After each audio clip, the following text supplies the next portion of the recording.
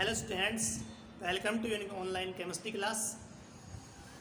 आज अपन जो चैप्टर नंबर 4 है उसका नेक्स्ट जो पार्ट है, जो बॉन्ड अपन ने पढ़े थे, टाइप ऑफ जो बॉन्ड्स थे उन्हीं में नेक्स्ट देखने वाले हैं। सबसे पहले आपको रिमेंबर होगा टाइप ऑफ जो बॉन्ड्स वो 3 टाइप्स के होते हैं। फर्स्ट वाला कौन सा था? Ionic bond.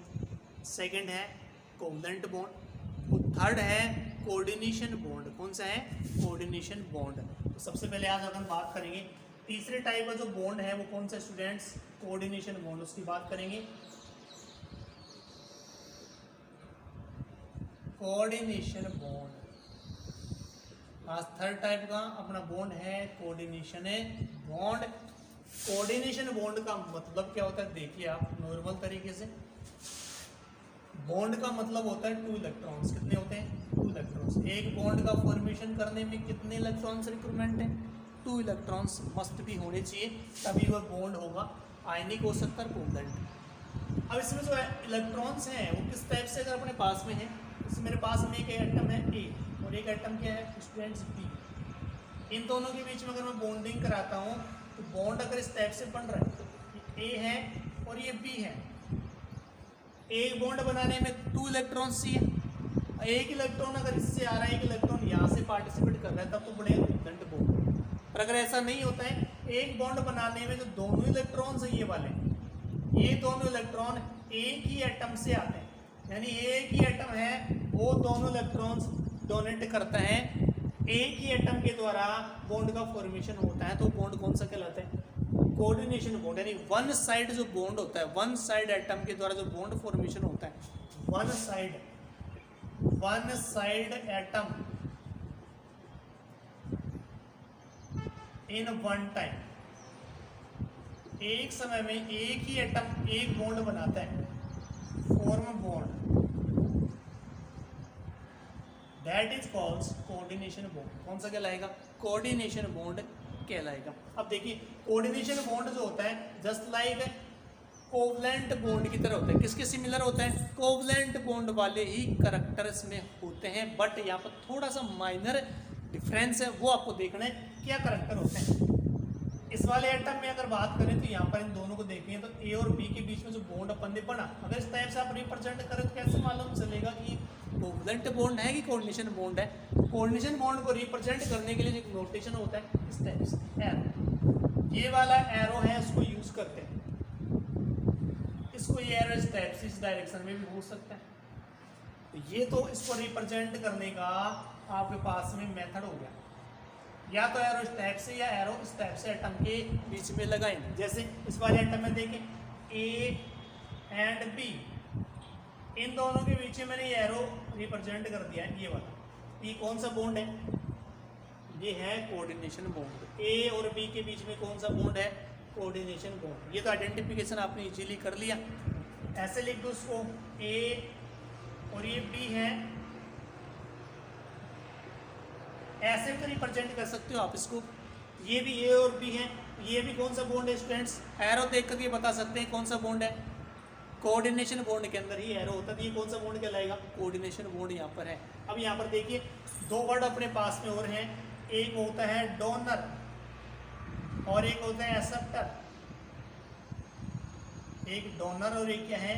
एक्सेप्टर। आप बताइए ए और बी एटम में से कौन डोनर है, कौन एक्सेप्टर है? क्या यहाँ पर बता सकते हो आप? यहाँ पर आइडेंटिफिकेशन नहीं हो पा रहा है कौन डोनर है कौन एक्सेप्टर है।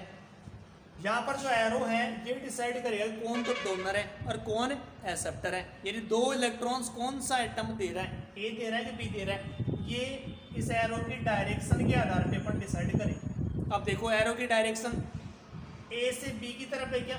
कौन सी डायरेक्शन में? ए से बी की तरफ अपन जा रहे हैं, तो डायरेक्शन कौन सा है? ए से बी की तरफ डायरेक्शन यहाँ पर है।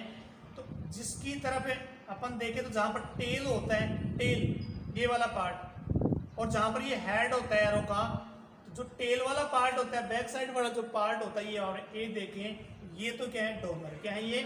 Donor atom. क्या है ये? डोनर एटम होता है। और जो एरो के जस्ट सामने की तरफ होता है, front of to arrow, arrow के जस्ट सामने की तरफ जो एटम होता है ये वाला, उसको बोलते हैं एक्सेप्टर। क्या बोलते हैं उसको? एक्सेप्टर एटम बोलते हैं। ओके, तो यहाँ पर ए तो क्या है, डोनर है, और बी क्या है, एक्सेप्टर है। ये एक्सेप्ट कर रहा है किसको, इलेक्ट्रॉन्स को। बट यहाँ पर आके देखिए आप, उल्टा हो गया।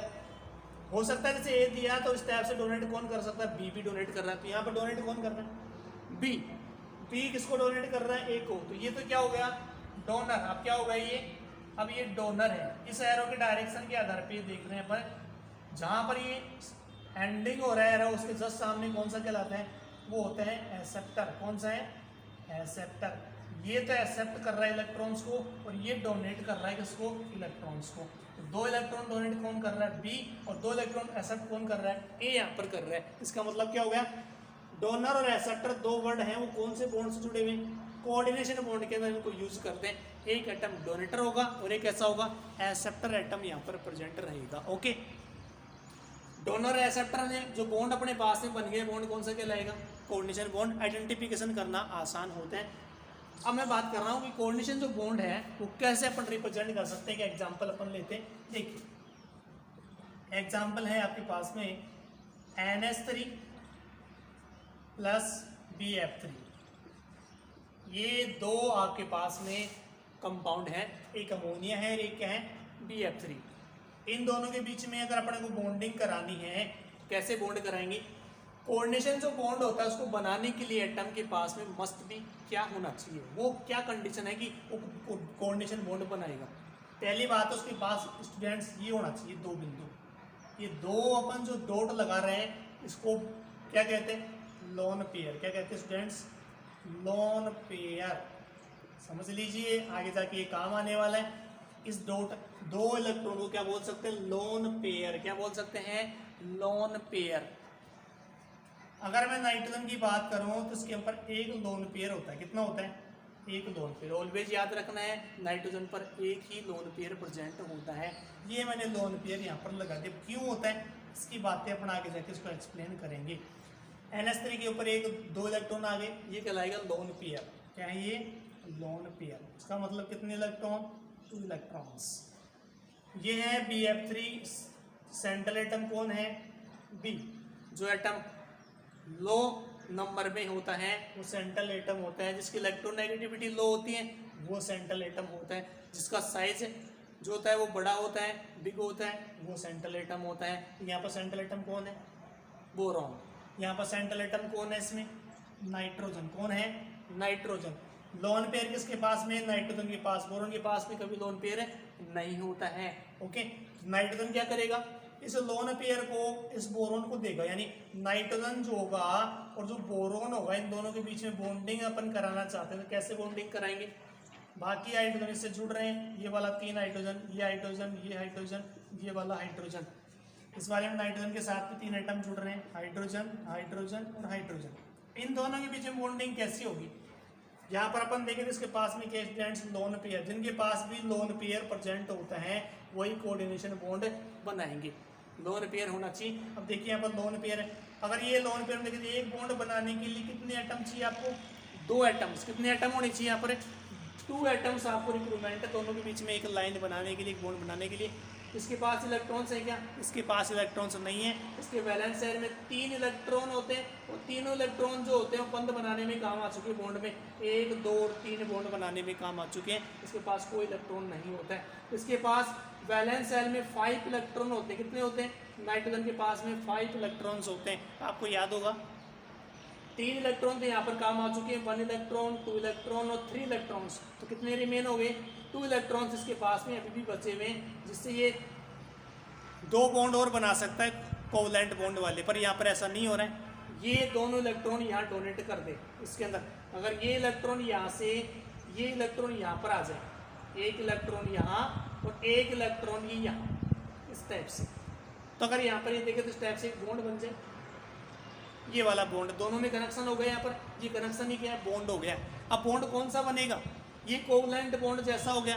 पर इलेक्ट्रॉन किसके यहाँ पर यूज हो रहे हैं, नाइट्रोजन के। इसका मतलब डोनेट कौन कर रहे हैं, नाइट्रोजन। इसलिए डायरेक्शन क्या लगाएंगे यहाँ पर, ये वाली डायरेक्शन। क्योंकि दोनों इलेक्ट्रॉन कहाँ से आ रहे हैं, एक ही एटम नाइट्रोजन से बोरॉन को पार्टिसिपेट किए जा रहे हैं तभी बॉन्ड बन रहा है। इसका मतलब है इन दोनों के बीच में कौन सा बॉन्ड बन रहा है, ये वाला बॉन्ड है, ये कौन सा बॉन्ड कहलाएगा स्टूडेंट्स, कोऑर्डिनेशन बॉन्ड कहलाएगा। डोनेटर कौन है इसमें, डोनेट कर रहा है जिसके एरो की बैक साइड में यानी टेल के पास है वो डोनेट कर रहा है नाइट्रोजन। तो ये तो क्या इसके अंदर, ये तो है डोनेटर, कौन है ये, डोनर, और ये कौन है स्टूडेंट्स, ये है एक्सेप्टर, कौन है एक्सेप्टर। ठीक है, तो इस टाइप से अपन ने देखा ये डोनेटर और ये क्या है एक्सेप्टर। ये जो बॉन्ड बन गया, ये एरो मैंने यहाँ पर लगाया, कौन सा कहलाएगा, कोऑर्डिनेशन बॉन्ड कहलाएगा। कौन सा बॉन्ड है ये, कोऑर्डिनेशन बॉन्ड इसको कहते हैं। Okay, that is called coordination bond. Okay, अब मैं बात करता हूँ दूसरा एग्जांपल और लीजिए, यहाँ से आपको क्लियर हो जाएगी बॉन्ड का मतलब और क्या है। देखिए नेक्स्ट एग्जांपल, नेक्स्ट एग्जांपल आपके पास में है, मैं कह रहा हूँ कि NH3 प्लस एक आपके पास में HCl, क्या है HCl। ओके, इन दोनों के बीच में मुझे बॉन्डिंग करानी है, क्या करानी है, बॉन्डिंग करानी है। चलो मैं H प्लस ले लेता हूँ, H प्लस आयन, NH3 और H प्लस आयन इन दोनों के बीच में बॉन्डिंग करानी है। तो कौन सा बॉन्ड बनेगा यहाँ पर, देखो NH3 के पास हमेशा एक लोन पेयर होता है, क्या होता है, एक लोन पेयर होता है। इसके पास कोई लोन पेयर है क्या, कोई नहीं, पॉजिटिव आयन है क्या, केटायन है। ये इसके पास इलेक्ट्रॉन की एक्सिस है, इसके पास क्या है, पॉजिटिव का मतलब डिफिशियंसी है। ये वैलेंस सेल में इसके एक इलेक्ट्रॉन होता है, वो भी इसने लूज कर दिया, कोई इलेक्ट्रॉन इसके पास नहीं होता। अब ये दोनों के बीच में अगर बॉन्डिंग चाहते हैं कि ये जो नाइट्रोजन है वो किससे जुड़ जाए, इस H प्लस आयन के साथ में बॉन्ड बना ले। तो कैसे बॉन्ड बनेगा, इसके पास में एक लोन पेयर प्रेजेंट है, इसके पास में कोई इलेक्ट्रॉन है ही नहीं, अब इलेक्ट्रॉन ही नहीं, दोनों इलेक्ट्रॉन ये देगा तभी तो एक बॉन्ड का फॉर्मेशन होगा, क्योंकि एक बॉन्ड बनाने में कितने इलेक्ट्रॉन चाहिए, 2 इलेक्ट्रॉन्स। अब यहाँ पर देखिए ये बॉन्ड बनाने में 2 इलेक्ट्रॉन्स, इसके पास तो इलेक्ट्रॉन है ही नहीं, अगर एक इलेक्ट्रॉन यहाँ से आता है, एक इलेक्ट्रॉन यहाँ पर होता, कोवलेंट बॉन्ड बन जाता, पर यहाँ पर ऐसी कंडीशन नहीं है, इसके पास इलेक्ट्रॉन की डिफिशियंसी है। तो क्या करेगा, ये वाला जो नाइट्रोजन होगा ये दोनों इलेक्ट्रॉन्स यहाँ पर डोनेट करेगा, तो यहाँ पर जो बॉन्ड का फॉर्मेशन होगा वो इस टाइप से हो जाएगा। H के साथ में ये बॉन्डिंग हो गई, ये वाली बॉन्डिंग यहाँ से बन जाएगी। तो यहाँ पर देखिए तो अपने पास जो है एटम बन रहा है कि NH3 जो होता है, ये NH4 प्लस जो आयन होता है, इस वाले में अपन ने देखिए इसका फॉर्मेशन अपन ने कैसे किया है। NH3 के साथ में अपने H प्लस आयन को यहाँ पर यूज किया है, H प्लस आयन के बीच में बॉन्डिंग अपन ने कराई, NH4 प्लस आयन का फॉर्मेशन यहाँ पर किया। तो कौन सा बॉन्ड बना यहाँ पर, NH3 और H प्लस आयन के बीच में कौन सा बॉन्ड है, कोऑर्डिनेशन बॉन्ड। डोनेट कौन है इसमें, डोनर कौन है, नाइट्रोजन, कौन कर रहे हैं, नाइट्रोजन डोनेट कर रहा है, एक्सेप्ट कौन कर रहा है यहाँ पर, हाइड्रोजन एक्सेप्ट कर रहा है। तो ये तो डोनर एटम और ये कौन है, एक्सेप्टर एटम है, ये अमोनियम आयन का फॉर्मेशन यहाँ पर हो गया। तो NH4 प्लस आयन में अगर बात करें तो कौन सा बॉन्ड यहाँ पर पाया जाता है, नॉर्मली अपन बात करें तो इसके अंदर कोवलेंट बॉन्ड ही होता है, पर उसको कोऑर्डिनेशन बॉन्ड बोला जाता है। किस टाइप से बॉन्ड का फॉर्मेशन होता है वो अपन ने यहाँ पर देखा, ये कौन सा, तो कौन से डायरेक्शन में रहेगा, डोनेटर कौन सा रहेगा और एक्सेप्टर एटम कौन सा रहेगा। तो मोस्टली जो होते हैं कोऑर्डिनेशन बॉन्ड, आयनिक बॉन्ड जो होते हैं उनको अपन एक साथ कंपैरिजन करके देख लेते हैं कौन से वाले बॉन्ड के अंदर क्या होने वाला है, कौन सा प्रोसेस यहाँ पर होता है। देखिए 3 टाइप के स्टूडेंट्स अपन ने बॉन्ड पढ़े हैं यहाँ पर, और बॉन्डों को मैं एक बार रिवाइज आप लोगों को करा रहा हूँ कि आयनिक जो बॉन्ड होते हैं, आयनिक जो बॉन्ड होता है वो, जो कोवलेंट बॉन्ड होता है वो, और जो कोऑर्डिनेशन बॉन्ड होता है, इन तीनों में क्या सिमिलरिटीज हैं, क्या डिफरेंस इनके अंदर पाया जाता है, उनकी बातें अपने यहाँ पर 1-2 पॉइंट के बेस पर देखते हैं। आयनिक जो बॉन्ड होता है स्टूडेंट, सबसे पहले अगर बात करें तो आयनिक बॉन्ड है, इसके अंदर इलेक्ट्रॉन्स का एक्सचेंज होता है। किसका एक्सचेंज होता है, इलेक्ट्रॉन्स का एक्सचेंज होता है, और यहाँ पर क्या बनते हैं, आयंस। क्या बनते हैं, आयंस। एक बनता है केटाइन और ये क्या बनता है, एनाइन होता है। जो इलेक्ट्रॉन यहाँ पर एक इलेक्ट्रॉन डोनेट करता है वो तो केटाइन होता है, जो एक्सेप्ट करता है क्या कहलाता है, एनाइन कहलाता है। समझ गई बात है। तो यहाँ पर एक केटाइन बनेगा और एक क्या बनेगा, एनाइन का फॉर्मेशन यहाँ पर होता है, और इन दोनों के बीच में इलेक्ट्रोस्टैटिक फोर्स आने के कारण क्या बन जाएगा, यहाँ पर आयनिक बॉन्ड का फॉर्मेशन हो जाता है।